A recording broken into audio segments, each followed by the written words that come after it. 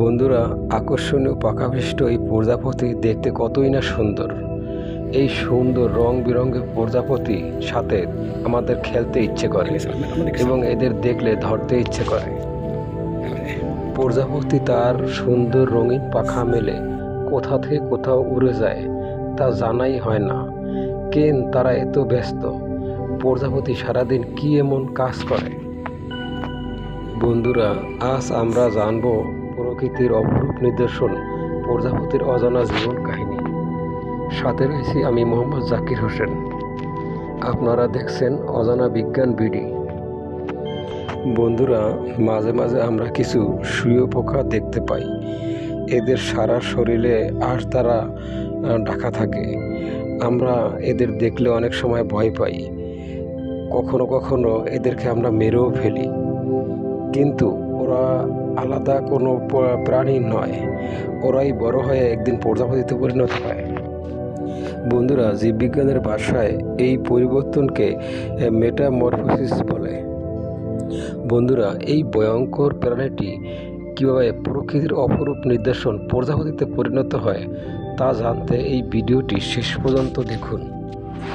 প্রজাপতির এই জীবনচক্র 4টি ধাপে সম্পন্ন হয়। প্রথমে প্রজাপতি ফুল কিংবা পাতার উপর ডিম পাড়ে। 3 থেকে 4 দিন পর ডিম থেকে শুঁয়োপোকা বের হয়। ইংরেজিতে এদেরকে লার্ভা বলে। লার্ভা বের হওয়ার সাথে সাথে ডিমের খোসা খেয়ে ফেলে। এরপর পাতা ও কাণ্ড খেতে থাকে। শুরুতে লার্ভা দেখতে ফিকে সবুজ রঙের হলেও আস্তে আস্তে প্রজাতি ভেদে বিভিন্ন রঙের পরিণত হয়। ফিকে রং থেকে নির্দিষ্ট রঙে পরিণত হতে অন্ততপক্ষে 5 বার এদের খোলস বদলাতে হয়।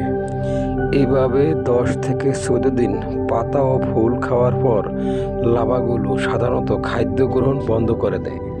পরবর্তী ধাপে একটি নিরাপদ শাখার উপর রেশমের প্রলেপ দিয়ে পেছনের পা বরাবর নিজেকে আটকে নেয়। এরপর রেশমের সুতা বের করে ধীরে ধীরে নিজের শরীর সুন্দর একটি আবরণ তৈরি করে। এই আবরণটি অস্বচ্ছ হলেও অবৈধ থাকে। একে পিউপা বলে। পিউপার ভেতর সবার অজান্তে প্রজাপতি হওয়ার প্রক্রিয়া চলতে থাকে। এই পিউপা দশা সম্পূর্ণ করতে প্রায় 10 দিন সময় লাগে।